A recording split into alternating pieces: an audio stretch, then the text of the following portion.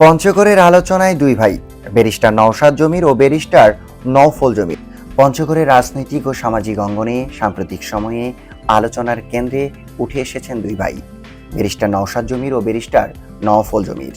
শিক্ষাগত যোগ্যতা, ব্যক্তিত্ব ও মানুষের প্রতি দায়বদ্ধতার কারণে তারা দ্রুত জেলার তরুণ সমাজ ও সচেতন মহলের আস্থার প্রতীক হয়ে উঠেছেন।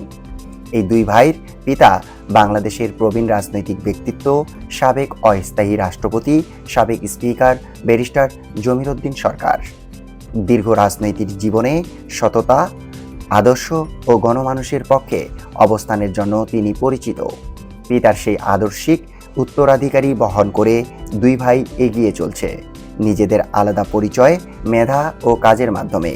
ব্যারিস্টার নওশাদ জমির আইন পেশায় দক্ষতার পাশাপাশি সামাজিক উন্নয়নমূলক কর্মকাণ্ডে সক্রিয়।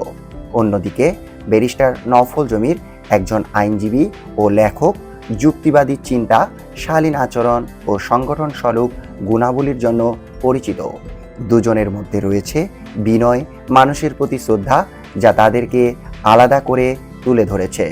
পঞ্চগড়ের মানুষ মনে করেন, এই দুই ভাই রাজনীতিতে বা সামাজিক নেতৃত্বে আরও এগিয়ে গেলে জেলার উন্নয়ন, ন্যায়ভিত্তিক সমাজ গঠনে ইতিবাচক ভূমিকা রাখবেন।